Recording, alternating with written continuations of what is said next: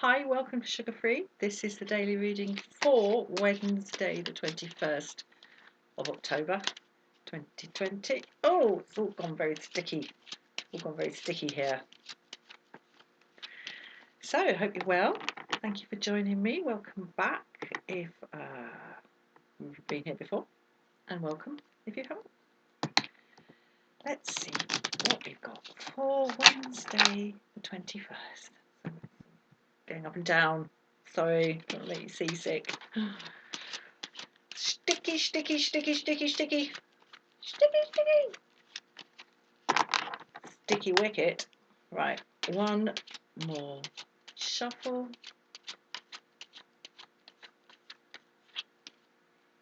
And cut. Okay, let's go. Okay, we've got the Hermit in the reverse. We've got the Chariot in the reverse.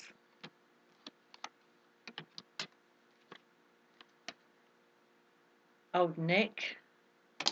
Did ever. The Fool in the reverse. Okay. So, okay, projects not moving forward, the private becoming public, an inability to kind of leave the past behind and move forward into a new thing, all held down by the devil. Okay, so long old, long felt, long kind of encrusted bonds, chains, binds, binding me down. Yeah. I've got the feeling there's something really interesting going on here with the Hermit in the reverse, because the Hermit is about kind of realizing quite early on in the tarot, number 9, that there's stuff that needs to be attended to on the internal, on the inside within the individual. You have to go in and kind of look at what's in there in order to take things forward. And when the Hermit is in the reverse, I've got a feeling like there's a wish to not be like that. There's a wish to express the self. And yeah, these cards in the reverse today, I'm seeing as kind of blocked wishes.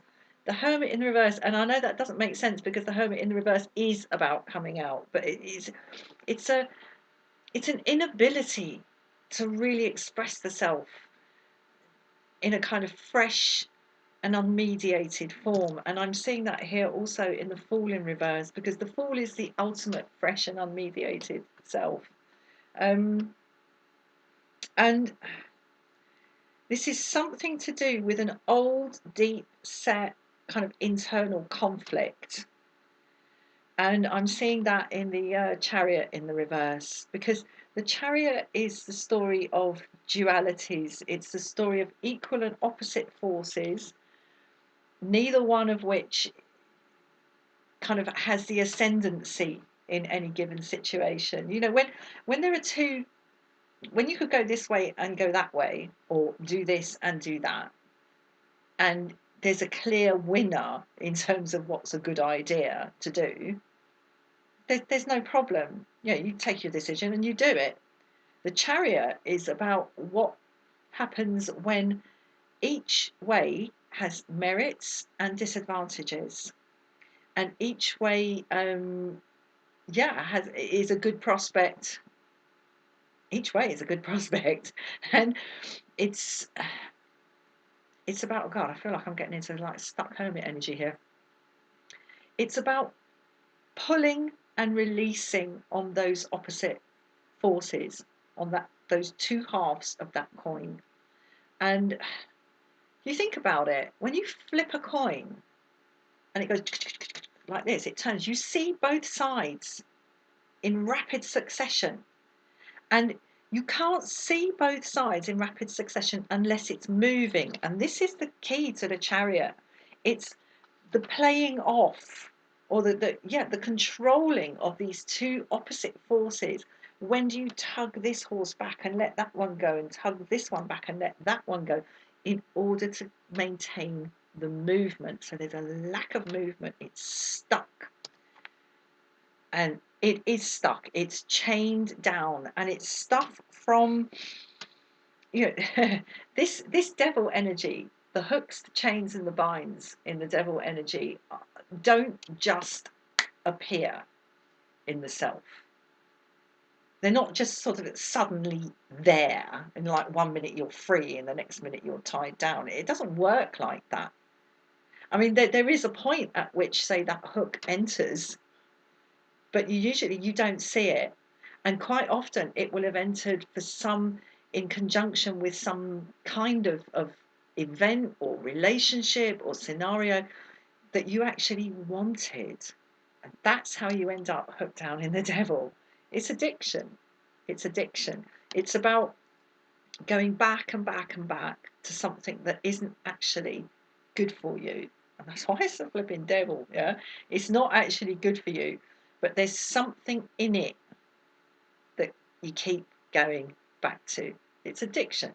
It's when a desire has become perverted into a necessity. That is, in a sense, addiction. Yeah, you started off enjoying it, and then you get into a place where you can't do without it. That's devil energy.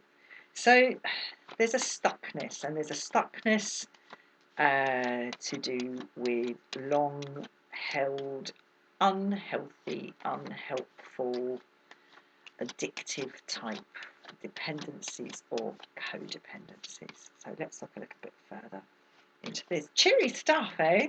Welcome to Sugar Free, all the good news you could ever possibly want. I was thinking of subtitling this channel Tarot for Grown-Ups. Tarot for Miserable Bastards. Never mind. Yeah, all the bad news delivered with a grin. There we go. Okay. Right, let's get a little bit more on this. I want to see more about this devil energy. Let's just clarify it. Oh, that's a surprise. The High Priestess. Okay. Oh, this is to do with beliefs. This devil energy here that's holding everything back is to do with beliefs. And I would wager that it's beliefs that are very, well, sorry, it's no great lying a font of wisdom, very deep set. Yeah, it's very, very deep set stuff, because it's clarified here by the High Priestess in the upright. So perhaps something that really was very, very good, very nurturing, very nutritive, and very wise, has bit by bit by bit by bit by bit morphed, kind of got a bit septic, yeah, into something that really, really isn't. But that's very hard to let go of. Very hard to let go of when there's something that seems unquestionably good right down in your bones that is actually not. So, hard to get rid of. Okay, I'm sorry, that didn't jump out, it fell out. I'm not even going to say what it was. It's nothing bad. I'm just going to keep going. Because I can. I'm looking over at a painting on my wall that used to hang on the wall of my father's study before he died in 2004. And he had an amazing study. He was a professor, my father, and he had an amazing study full of fascinating things and interesting art. And I did inherit a certain amount of it, and I've got this painting, and I would wager that it belongs to his parents. I mean, my grandfather, my father's father, was born in 1887. Can you believe that? Absolutely amazing. It's 2 generations ago, 130 plus years. He was a lot older than my mother, my father. Anyway, this lovely painting with this depiction of a bouquet of flowers. It's all sort of faded, it's gone all sepia. And the words underneath it, I delight to do thy will, oh my God. Now, my father was a scientist. He wasn't a religious man, but he was very wise. Very wise, very open to the spiritual. Anyways, I'm just staring at that while I shuffle. This is quite heavy energy, as ever. Never light on this channel. Magician in the reverse. So we've got a lot of early stuff here. We've got the Fool, we've got the Magician, the 0 card, and card number 1 in the reverse. So, and yet card number 2, the High Priestess, is in the upright.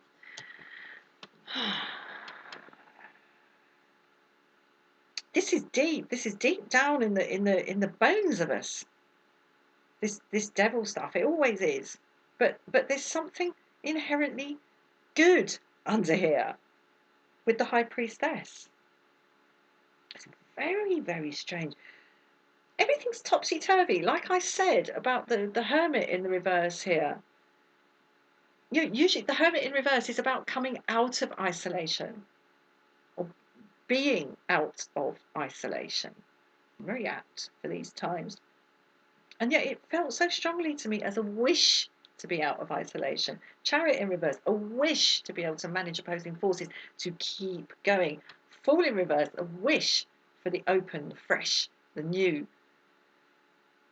Magician now in the reverse, a wish to be able to manifest, to make stuff happen. And this very, very strange duo in the upright, the High Priestess and the Devil. Still need more on this Devil. I feel like I'm not getting to the bottom of it. We're over 12 minutes in.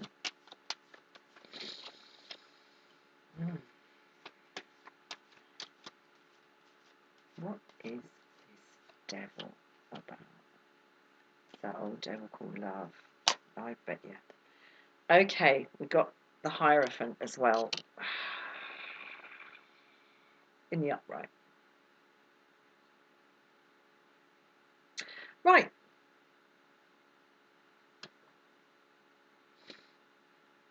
Go back in.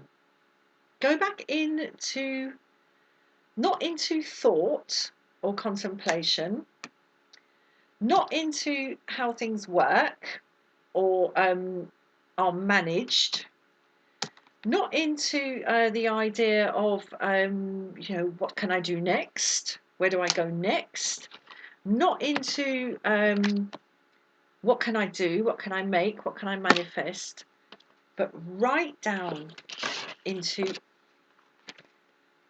what do I believe? What do I believe? These two cards are about belief. We have the High Priestess with the inner belief, the self-belief. What am I? You know, what is really in my soul? And the High Priest or the Hierophant, and how does what is in my soul express itself on the outside? There's a holding back.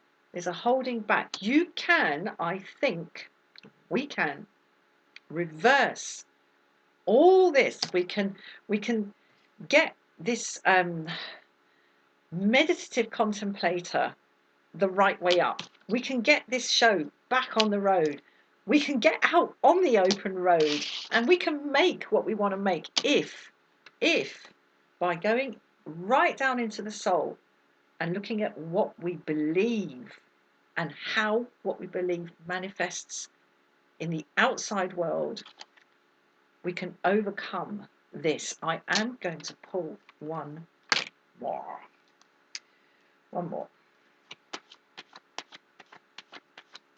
Because I can and because I want to. I don't have to, but I want to.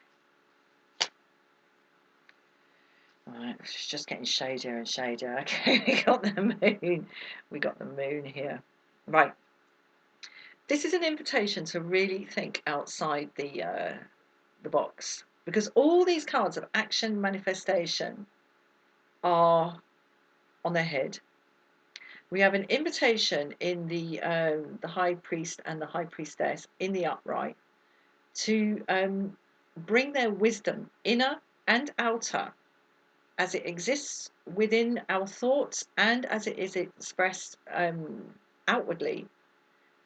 Both of those forces can be brought to bear on this devil energy. Be prepared to wonder if it might be a little bit bonkers what you're coming up with. I think there might be some sort of new possibility in how you think, because this is clearly very powerful. And sometimes the old, the weird, and what has become no longer healthy, what was healthy and has become no longer healthy, needs something really weird and really quite wild to counter it.